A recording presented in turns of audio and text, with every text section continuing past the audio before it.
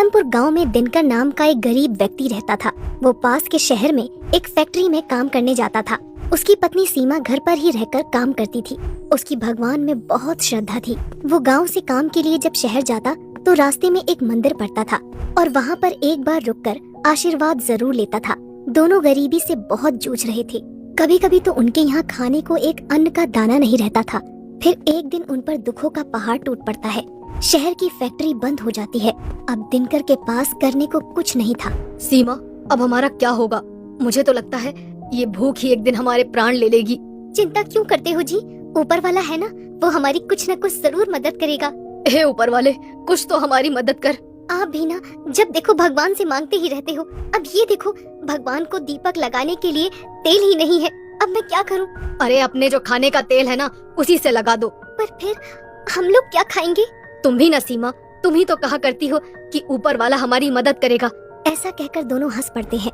भगवान उन दोनों की इस आराधना से प्रसन्न हो जाते हैं कि उन दोनों के पास जब खाने को कुछ नहीं है तब भी उनकी भक्ति में कोई कमी नहीं आई। भगवान रात को ही उपहार स्वरूप उन्हें बिरयानी बनाने की मशीन देते हैं। अगली सुबह सीमा जब अपने घर का दरवाजा खोलती है तो बाहर बिरयानी बनाने की मशीन मिलती है। वो फटाफट दिनकर को बुलाकर लाती है। अजी देखिए, देखिए तो बाहर क्या है। दिनकर उठता है और बाहर जाता है और खुशी से झूम उठता है और कहता है, अरे ये तो बिरयानी बनाने की मशीन है। वाह ऊपर वाले, तेरी लीला अपरंपार है। मैं ना कहती थी भगवान सबकी सुनता है। क्यों जी, हम बिरयानी बेचकर भी तो अपना व्यापार शुरू कर सकते हैं। अरे हाँ भाग्यवान, इसमें देर किस बात की। फिर दिनकर गांव के चौराहे पर बिरयानी बनाने की मशीन लगा लेता है। जहां वो मशीन में ऊपर से चिकन डाल रहा था और गरम गरम बिरयानी बाहर निकल जा रही थी। मशीन से बनी बिरयानी को चखने के लिए लोगों की बहुत भीड़ लग जाती है। सभी लोग मशीन से बनी बिरयानी खाने को लेकर उत्साहित होते हैं। दिनकर दुकान पर बिरयानी बेचते समय, आओ आओ गाँव वालों, आओ आओ गर्मा गर्म बिरयानी चख लो, मजे लूट लो, ले जाओ। आज तक कभी नहीं खाई होगी ऐसी स्वादिष्ट बिरयानी, पालमपुर की सबसे स्वादिष्ट बिरयानी। वो ऐसा कहता जाता और चिकन मशीन के अंदर डालता जाता। दिनकर की दुकान पर भीड़ बढ़ने लगती है। धीरे धीरे दिनकर के पास पैसा भी बढ़ने लगता है। वो नया घर बना लेता है। दिनकर अब दुकान पर काम नहीं करता। उसने दुकान पर काम करने के लिए नौकर लगा लिए थे। दिनकर की बिरयानी दूर दूर तक जाने लगी। फिर उसने बिरयानी के दाम भी बढ़ा दिए थे। एक दिन जब दिनकर चिकन डालकर गरम गरम बिरयानी निकाल रहा था तभी एक गरीब आता है और उससे बिरयानी मांगता है।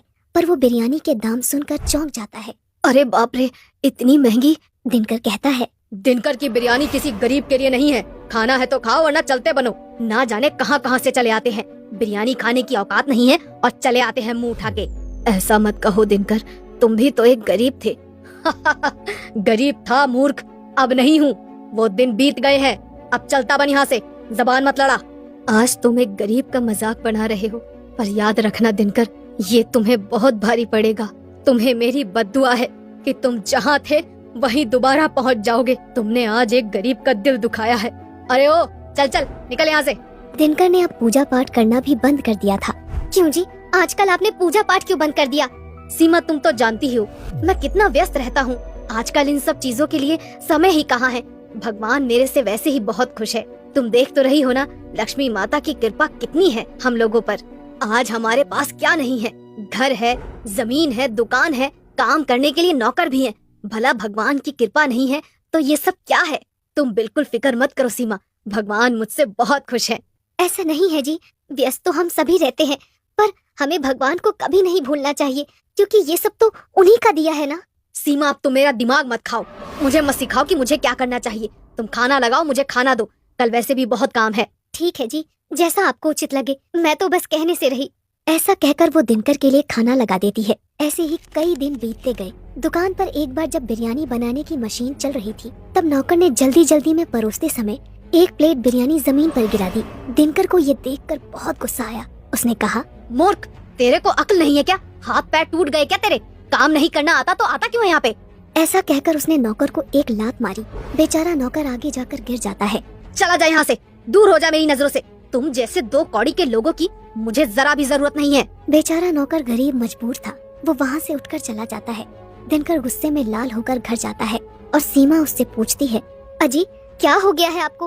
आप बहुत गुस्से में दिखाई दे रहे हैं। कुछ नहीं हुआ। ये गरीब लोग, इन्होंने तो मेरा जीना ही हराम कर दिया है। कभी कोई बद्दुआ देकर जा रहा है तो कभी कोई काम ही नहीं आ रहा है। मैं तो परेशान हो गया हूँ इन गरीब लोगों से। कैसी बातें कर रहे हैं आप? ऐसा नहीं बोलते हैं। मत भूलिए कि हम कहाँ से उठकर आए हैं। आप भी इन्हीं लोगों की तरह मजदूरी करने जाते थे। अब तुम मत शुरू हो जाओ सीमा। कहाँ से उठकर आए हैं, कहाँ से उठकर आए हैं, हर कोई मुझे यही बात याद दिलाता रहता है। मुझे भी पता है कि मैं कहाँ से उठकर आया हूँ, नहीं भूला हूँ मैं। पर क्या अब भी ऐसी ही जिंदगी जीता रहूँ? अमीर हूँ, अमीर की तरह रहूंगा। ऐसा कहकर दिनकर सोने चला जाता है।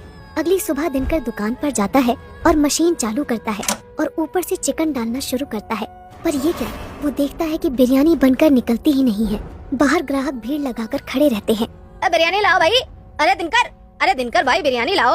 अरे भाइयों सब्र रखो, पता नहीं आज ये बिरयानी की मशीन क्यों नहीं चल रही है।